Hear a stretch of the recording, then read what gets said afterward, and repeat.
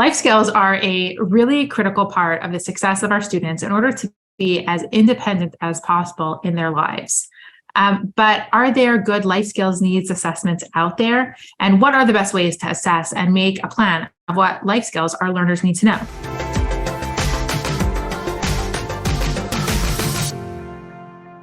Hi, I'm Shira. And I'm Shayna. We're behavior analysts that create weekly content about how to teach children with autism so that they make real progress. And we create shareable resources to make your job just a little easier. Today's topic is all about life skills needs assessments. And if you want more videos like this, make sure to subscribe and hit the notification bell to stay updated on new video releases. So often we spend our students' years as a student from 0 to 18 or 21 working on so many academic goals and learning to read and write and do math and all of those things. And we forget that that's such a small part of their life, that they're going to go on after school and need to either live on their own, live supported, being able to take public transportation, being able to take a job, being able to do their laundry. All of those things are so important to our students. These are the skills that we call life skills. And we need to remember that they're sometimes just as important to our students as some of the skills that we focus on in school. So what are life skills? Basically, life skills are just really skills that an individual needs for life. So it could be specific as in, to live independently as possible. So to live independently as possible, you need to be able to get dressed on your own. You need to be able to shower by yourself, obviously be toilet trained, those types of things. You also need to learn how to cook on your own, or at least prepare meals, warm them up in the microwave, if anything else, eat independently, clean up after meals, et cetera, et cetera. Becoming an independent, contributing member of society is huge as well, right? Holding down a job, having, something meaningful to do every day, and being able to go and do that meaningful thing every day, or at least a few times a week, that meaning to get up every day, right? And then, developing that sense of dignity when you're doing those things, maintaining dignity by, making sure that you're appropriately dressed and, looking the part per se, as well as managing personal affairs. But life skills don't start as an adult. We really need to start teaching life skills to kids, because there's no point in anyone's life that it's like, well, now you've graduated from being a child, and now all of a sudden we need to start working on life skills. Life skills really start in preschool. One of the programs that I use a lot is the preschool life skills curriculum by Dr. Hanley. So he came up with a set of 10 or 12 skills that are really life skills for preschoolers. So it's things like being able to wait, being able to ask for help, being able to say, excuse me. All of these skills are important life skills that we need to start teaching our preschoolers, so that we're starting to plant those seeds that when they get to being teenagers and young adults, we're continuing to build on those life skills so that we're not just focused on, one area of their life. It really does, make a difference when you are teaching these critical life skills from a young age. A lot of our learners take a lot of time and a lot of repetition to learn things. So starting from a young age is great. I've always learned the rule, look 10 years ahead, and I go, well, 10 years ahead? What? Why? But if you really think about it, if students in preschool and you're looking 10 years ahead, wow, they're 15. It doesn't mean I'm teaching them how to use a cell phone when they're in preschool. But the critical skills that Shira mentioned, like waiting, taking turns, etc., those are huge life skills when you're a teenager. But also things like getting dressed on your own. I'm teaching kids how to get dressed from, the time they're 2 or 3, when that's really developmentally appropriate. You're looking at, lots of kids who are 3 and 4 years old, and they're getting dressed on their own. Most of, 3 and 4-year-olds are toilet trained. So making sure that that's something that you introduce into your program almost right away. And then at some point, we do kind of shift away from, a more child-friendly assessment to potentially a more life skills-based assessment. And we often will use something like the AFLS, the Assessment of Functional Living Skills by Partington and Mueller. And that's just a good way to get, there's a lot of different areas that it focuses on. You don't have to assess all the areas. But, if our individual is in school, we may do the school assessment. If we're working on vocational training, we may do the vocational assessment. And it gives us a good idea of what are these life skills, these abstract life skills that we talk about, what are they? How do we break them down? And how do we conceptualize teaching them? I like how you said that, Shira, that you don't have to do a full assessment all at once. I look at the AFLs and I love it. It's got so many different goals in there and so practical. But sometimes I don't need, a work assessment when a student is 8 years old. But I do need the dressing assessment. So I might even, I might do one out of those books of assessments, or I might even just do 1 or 2 columns. So I might even just focus in on, the dressing column or the home management column, et cetera, and just look at those skills and what's relevant to my learner. And then we will very often use something like a task analysis. So if we've decided that the student needs to learn how to brush their teeth independently, then what we'll do is, instead of it being a yes or no, can they brush their teeth, we'll take something like a task analysis and we'll break down those steps. Well, what does it mean to brush your teeth? So we break down all the steps of brushing their teeth. We may either have the student do it and observe how they do it, or we may do it ourselves and write down all the steps that we're doing. And then we can use something like forward chaining or backward chaining to be able to teach the steps of that skill. So many life skills that we're talking about. It's not a yes or no. It's not a can you do it or can you not do it. It's really about like systems. It's a lot of routines. It's a lot of learning different routines, learning how to do laundry, learning how to brush your teeth, learning how to do certain chores, repetitive routines, and putting all those steps into a task analysis helps us see potentially where the breakdowns are happening, which parts of it are they less independent with, and then teaching them those routines. And building up more and more routines for our learners will only build more and more independence. We have other videos that we've made on creating a task analysis, so be sure to check that out, as well as we've got another video on ABA chaining and how do we use it. So even starting from a very young age is you can work on executive functioning skills that really help with life skills. So we can teach a learner how to do something, or we can give them the skills to apply it to more things. So what I mean by that is that with really young kids, we'll often start them off by doing some sort of independent activity schedule. And they're doing something very basic. It's a closed-ended activity. And they're learning how to be independent, how to initiate the task, how to complete the task, how to put away the task, potentially how to problem solve within that task. And then as they get older, we slowly build in more complexity to that type of routine. So then they might do open-ended activities, or they may have to travel, or they may have to do more problem solving.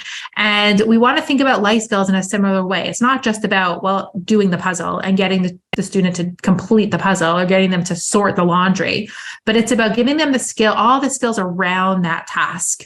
So initiating the task, knowing when the laundry is clean or dirty, knowing what to do if you don't have a match of socks. Well, now what do I do? Because I never get, a pair of socks out of the laundry. Knowing how to clean up the task, knowing how to even do the task without somebody walking you through it and talking to you through that entire thing. And all of those skills around the actual task are just as important skills in life skills. So it's not just about can they do the laundry, but it's about can they initiate, can they complete it, can they clean it up, can they know when it's time to do the laundry, right? And all of these skills we need to think about as well. For sure. Other skills that we can teach would be things like working memory skills, right? So, oftentimes in an ABA program, we work on matching, or we work on, okay, I showed you a picture. Okay, I'm going to take it away. Now, what picture did I just show you? Those things aren't just for hey, can you remember what I just showed you or what's missing? But think about how that could go into recalls events, right? So in order to be able to recall your event, you need to have that memory of here's what I did 10 minutes ago, or here's what I did at the beginning of the day. Things like impulse control, flexibility in work and flexible thinking, those things that can be incorporated into a classroom environment. In a classroom environment, it's not just about can I, add and subtract, but it's also about how do I walk in the hallway and, maybe I don't follow a straight line, but I can make sure that, my hands and feet are to myself and I'm keeping my personal space. Yeah, and very often we forget about that. It's a lot of the barriers that are going to keep people from being in less restrictive settings. It's the ability to be appropriate and not do, things that people might think are a little bit gross in public. And those are life skills too, like knowing what's appropriate and what's not appropriate, what people are going to think is like, they don't want you around, being able to have good hygiene, things like that are important, because you could be really great at reading and literacy and math and all of those skills. But if, you can't take care of yourself, then that's really going to be a barrier. Other life skills would include executive functioning skills. And what do I mean by executive functioning? When I think executive functioning, I think organization, right? Can you be organized? But it's not so much about, I'm going to sort all of my notebooks with my notebooks and all of my pens with my pens, but more so about, okay, I'm going to go out to the store. Do I have everything I need? Yep, I've got my coat, I've got my shoes, I've got my car key, I've got everything I need to get there. Oh yeah, and my bank card, I need that too. That organization, but the time management skills, initiation of tasks, sustained attention. I could go on and on and on. So speaking of executive functioning skills, I have a driver in my house, a teenage driver, and he's learning how to drive. And he got in the car with me one time, and before putting the key in, he's already moving the stick shift to like reverse the car.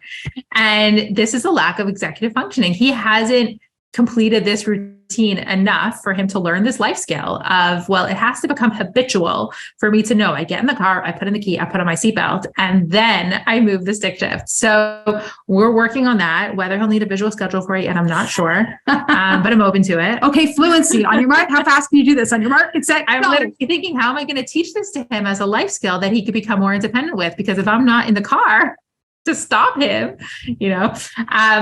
but we also want to think for our learners of like, what is relevant to their needs. I know Peter Gerhardt talks a lot about, we can teach our learners how to measure detergent for many, many years, and it could take them a long time to reach that goal, or we could teach them to use a Tide Pod.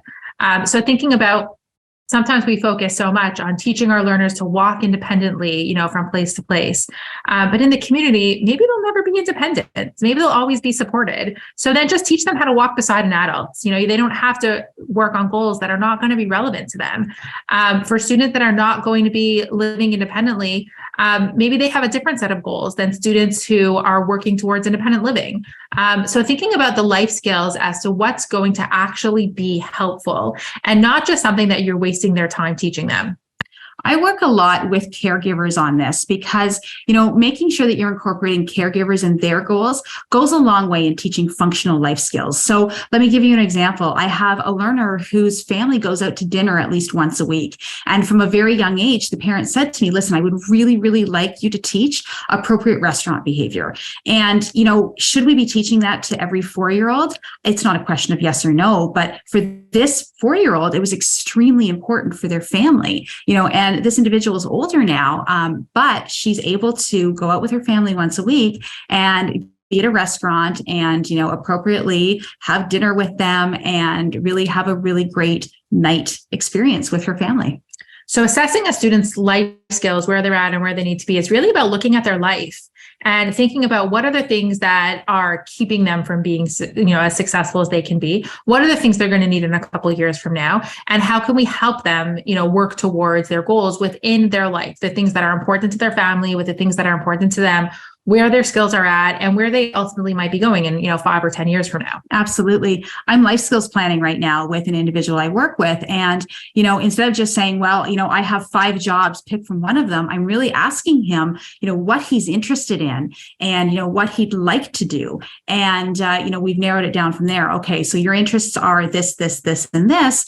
How do we get you a job that may incorporate some of those interests? And not only what are some of your interests, but what are things you absolutely hate to do? And he's hilarious. He's like, I am a summer guy. I am not a winter guy. And he said, I do not like physical labor. If I have a job where I have to do things and move around a lot, I'm not going to go very often. And it's really cool that he can tell me this, right? So it's not just, I have this for you and you need to fit into this area. It's about, look at what are your interests and let's see how we can match that.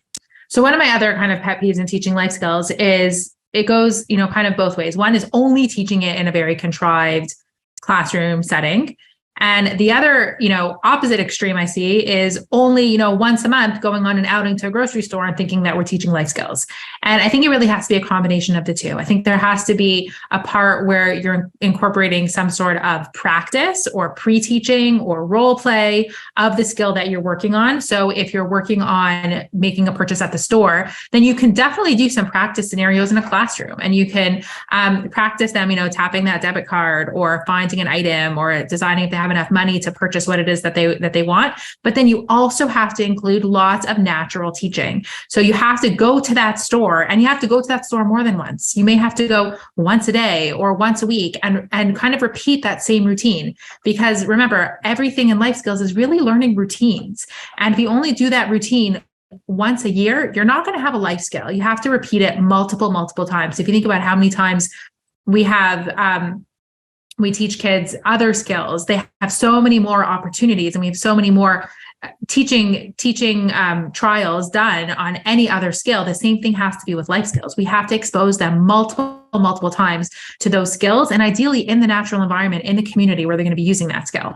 I think it was Peter Gerhardt who said, if you're teaching a student how to go through the checkout line, instead of going to one grocery store and buying 10 items and then having the student check out, go to 10 grocery stores and buy one item so that you get 10 opportunities for checkout. So click the link on or around this video to join our membership to get more great resources and programs to help support you in your behavior therapist journey. And for more information on life skills needs assessment, click the link on or around this video or in the description to join our membership. We also encourage you to subscribe to the channel so you don't miss any future videos, and leave a like and comment below if you have further questions.